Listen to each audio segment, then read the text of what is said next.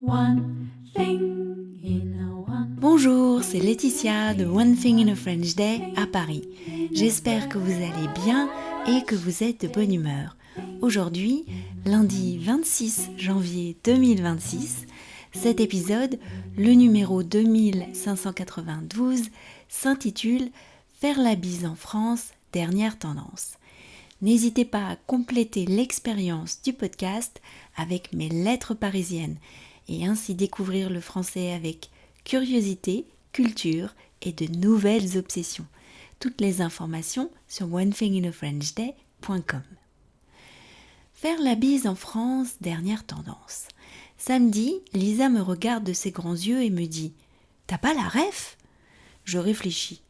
Nous sommes assis sur le canapé en train de travailler sur son prochain exposé d'EMC consacré au débat sur les noms de rues liés à la colonisation. Je n'ai aucun souvenir de comment on en est arrivé là, à la bise, mais elle vient de mimer le fait de me faire la bise et a dit en riant « Moi, c'est 25 ».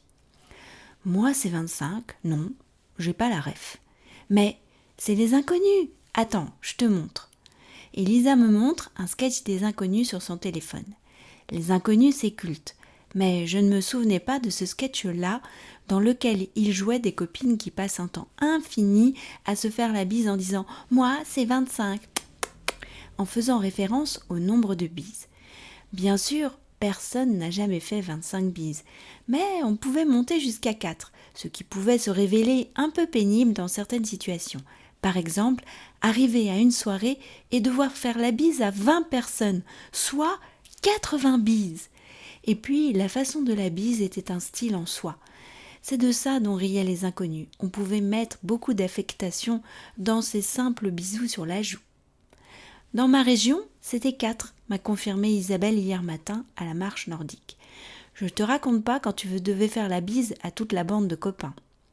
Moi, j'aimais bien, dit Cyril, l'air de se rappeler de bons souvenirs, surtout au lycée, en terminale. J'ai souri. Oui, c'est un contact physique, c'est pas forcément désagréable. C'est ça, répondit Cyril, pensif et souriant. Mais quelles sont les dernières tendances en matière de bise ? Eh bien, on se fait clairement moins la bise depuis le Covid. Mais ça reste quelque chose d'important. On est revenu à l'essentiel quelque part. La bise, c'est un bisou que l'on fait sur la joue pour se saluer. Que reste-t-il de la bise ? Je fais la bise à mes amis que je n'ai pas vus depuis longtemps. Je fais la bise à mes parents quand on se retrouve et quand on se quitte. Quand je rencontre quelqu'un que je ne connais pas, si c'est avec des amis, eh bien, on va se faire la bise ou pas, et ce n'est pas très important. On commence par se dire bonjour et on voit si la personne s'avance ou pas pour faire la bise. Le plus courant en matière de bise de nos jours, c'est 2 bises, à gauche puis à droite. Quand on voit de la famille en Italie, on se fait aussi la bise, mais dans le sens inverse.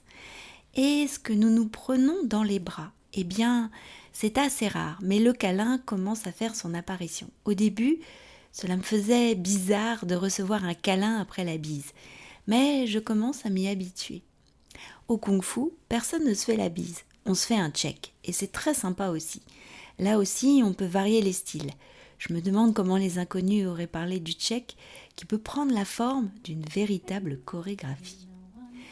One Thing in a French Day, c'est fini pour aujourd'hui. Je vous retrouve mercredi pour un nouvel épisode de podcast. À bientôt, au revoir. French Day.